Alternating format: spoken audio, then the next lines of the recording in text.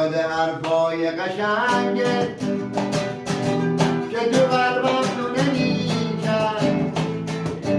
یاد دلتنگی چشمات که منو بهونه میکرد، میزنه آتیش